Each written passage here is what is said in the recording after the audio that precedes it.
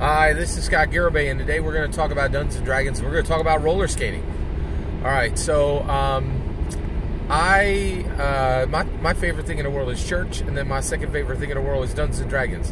And both of those things are generally done sitting down. So, you know, we live by Gary's tenets. We're always combating our deficiencies. We're looking to make every interaction we have more robust.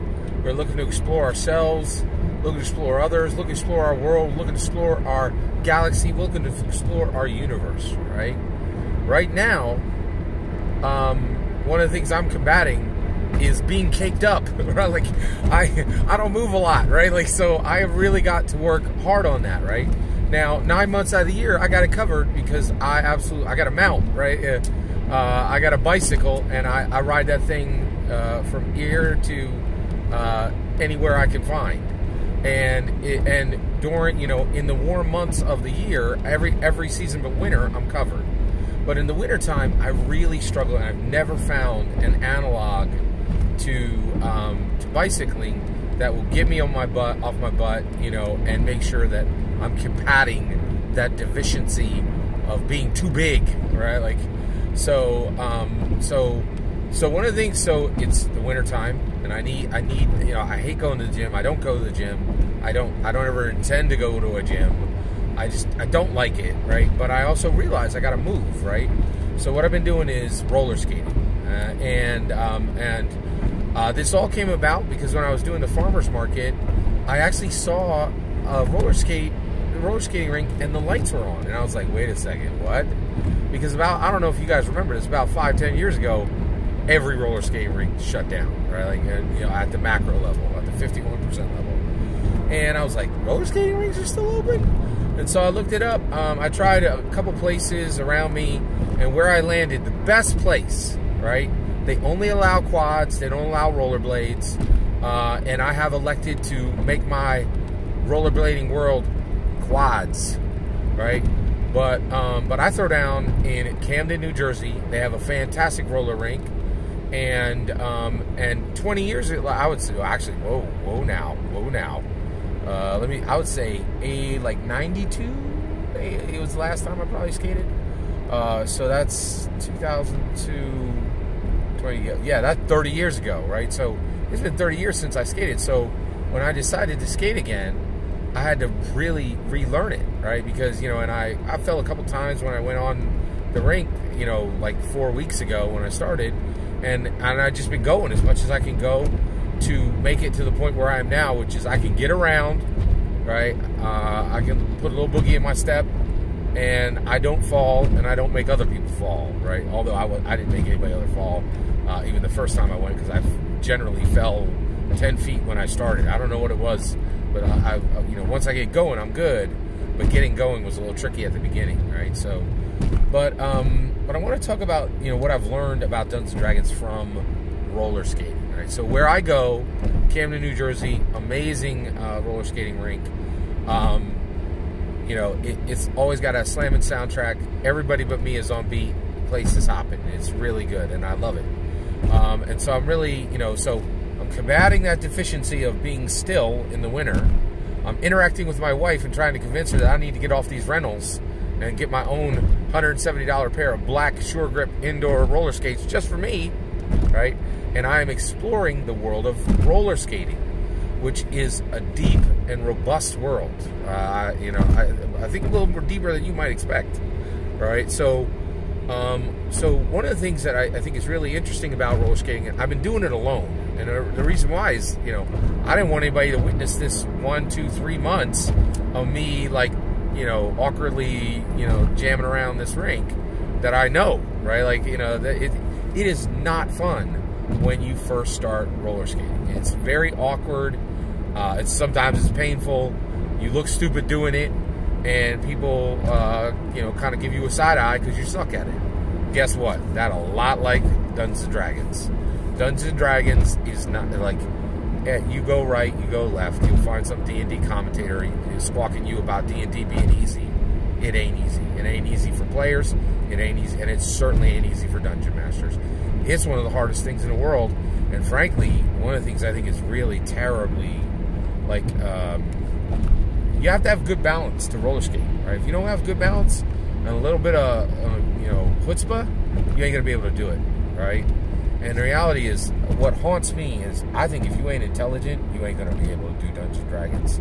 I wish it wasn't that way, but there are 8,000 pages of canon in D&D 5e, man. Like it's a thing, right? Like, and I mean, just come on, like, oh, hey, here's your attribute. It's the most simple thing in the game. You just need to roll your attribute. No, not the 18, the +4. Like, we arbitrarily make it outrageously difficult, right? And if you're one of these people who's like, oh, it's simple. It's not simple. You wear your genius like a villain cape, right? And that's the problem. There are a lot of people up in D&D who are crazy smart and thinking everybody's as smart as them, and that ain't the case, right? And we really got to get past that, right? Although I don't know how we're going to get past that, because the game is structured from the ground up for intelligent people, right? And I think that's a little bit of a bad thing, right? Where, yeah. So there's a lot of awkwardness in D&D when you start, and I think we should recognize that, and we should be honest about it, right? And we should also realize the few times you play D&D, you probably ain't going to be the best time. It's probably going to be a little awkward, a little painful, and people are going to laugh at you, right? Like, that's the whole of it, right? And it's a lot like roller skating in that way. All right, now let's talk about dungeon mastering from the perspective of roller skating. Right now, I am a forward roller skater, okay? Now, I throw down in Camden, New Jersey at the best roller rink in Camden, New Jersey, right? And you know what they got there? They got 3 kinds of roller skaters. I am the first. I'm a forward roller skater. I roller skate forward only, all right? Now, when I get there, I shuffle my little butt around that, you know, around that rink, and I do the best I can, and I just be proud of what I can do, right? Like, you know, like not falling and not making anybody else fall, right? And that's all I got right now. You know, like, I'm going to get there, but there's 2 other kinds, right? Let's talk about them. Reverse skaters. 90% of the people at the rink skate faster with more style and more accuracy and more speed than me backwards. They are better skaters than I am forward, right? They can't even see where they're going, and they still got more grace, speed, and, you know, just celerity than I do, right? So that's a reverse skater. Last is a chain skater, right? They have mastered forward skating. They have mastered reverse skating. They are on beat, right?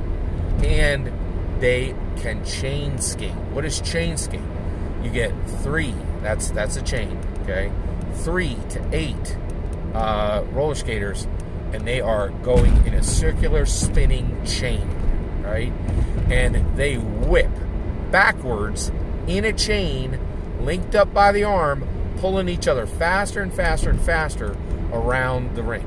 And what they do is, at the end of the night, they allow chain skating throughout the night, but but at the end of the night, there's like, on a 3-hour block, right? There's about 20 minutes of just pure chain skating, and everybody on the rink is literally unleashed, right? And they just and I gotta get off the rink at that point, because it's just too fast. I can't skate backwards, and I don't know if I'll ever be able to chain skate, right? I think I will. I'm intending it, right? You know, like, I may fail, but I'm going to try, right? Like, now joining the chain is the whole thing. I think not only do I need to cross cultural barriers, but there might be some other barriers I need to cross, right? It's unusual, right? So now, what do chain skaters do? 1, they are the best skaters in the joint, right? And the reality is, what happens is, it could be, and each one of these ramps up in danger. If you're a forward skater, least amount of danger. Reverse skater, you don't even see where you're going. More dangerous. Chain skating is dangerous, right? And why is it dangerous? Not because of any of the chain skaters. It's because of the spread and sprawls, right? People who are new, who don't know what they're doing, and haven't watched a whole bunch of YouTube videos the way I did before I started, will throw their hands up in the air, fall down, and sprawl like a log on the floor. And these things will take chains down, right? Now, what happens when the chain goes down, right? It's pretty interesting. Here's what happens, right? 2 chain skaters will bump over backwards and hit the floor, right? Now, they know how to fall, and generally they're okay. The rest of the chain will break apart, and they will effortlessly leap over the obstacle backwards, right? And land on their feet and keep going, right? Forward skaters, reverse skaters, and chain skaters. Let's talk about the forward Dungeon Master, reverse Dungeon Master, and the chain Dungeon Master. What is the forward Dungeon Master? Here is the banner call of the forward Dungeon Master. Dungeons & Dragons is for fun, and if you're having fun, you're doing it right, right? That is code for, I am not a good Dungeon Master. I don't really care what nonsense gets served up to my players. Nothing is going to be achieved in this game. I will never grow, and you will never grow in this campaign, right? In this game, because that's what it is for them. They don't even understand what Dungeons & Dragons is. Forward Dungeon Master. Let's talk about a reverse Dungeon Master, right? Reverse Dungeon Master, they are saying, hey, okay, I had fun last year, and frankly, I think I'm getting tired of setting up goblins for my players to cut in half, right? What if there's something more? What if I start paying attention to the main narrative, the meta-narrative, and what if I start putting in a meta-narrative? What if I can recognize the assigned narrative that my players are assigning? What if the assigned narrative for what I'm throwing down at my table, what if the assigned narrative is better than the meta-narrative or better than the main narrative? What about that, right? What if I can layer narrative and use the best there is? What then?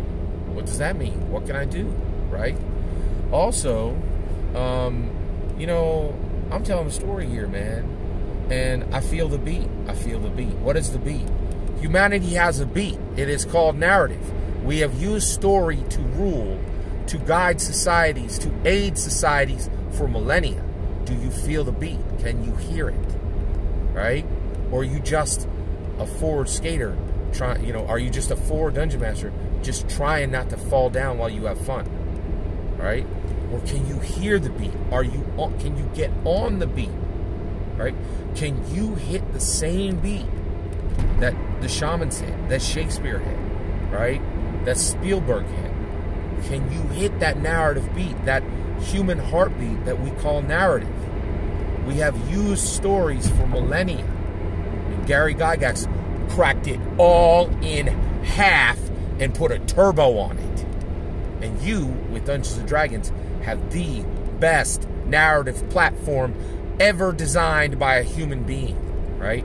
And the beat is syncopated, right? It is syncopated. It is more complex, faster, and more beauty and rhythm in it than anything that has ever been before the year 1974. Narrative is transformed under Gygax. You are transformed if you can hit that beat that Gary made more complex, okay? That's a reverse one. What is a chain Dungeon Master, right? The chain Dungeon Master is running Dungeons & Dragons for purpose. I will come out of this campaign a better person, knowing more, having more wisdom, having more courage, being more than I was when the campaign started. I see the obstacles that this player is suffering IRL. I will fix them. I will thread a narrative into this story that will be at the frequency only they hear, right? I see the problems they have more clearly than they see them, because we often can't see our own problems. But our Dungeon Masters who know us and have seen us and have hit the beat, right? Changing campaigns and sessions and narratives with each word, responding to a frown, to a raised eyebrow, to a heartbeat heard across the table. Right? When you start to run Dungeons & Dragons for purpose, I will emerge a better human. This person will gain wisdom. They will gain joy. They will emerge more than they were when they started this campaign. Dungeons & Dragons is capable of it, and it needs chain Dungeon Masters, right? And do not forget, proceed carefully. Forward Dungeon Mastering, you can fall, right? Reverse Dungeon Mastering, there's even a higher probability you're going to fall.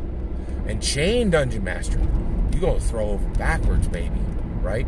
But are you going to be able to leap in the air and jump over the spread and sprawls in a moment's notice, right? And you know how you get there? By abandoning fun Dungeons and Dragons. By saying, I am going to push past friendship, fun, every limitation, the word game, right? I will take Dungeons and Dragons higher. There has never been a Michael Jordan of Dungeons and Dragons. We're waiting for her. We are waiting for her. I am calling you to it. Get on beat. All that is my humble opinion. I am eager to hear yours. Every word of that is my humble opinion. I'm so eager to hear yours. Let me know in the comments below. Please consider liking and subscribing, and have a wonderful millennium.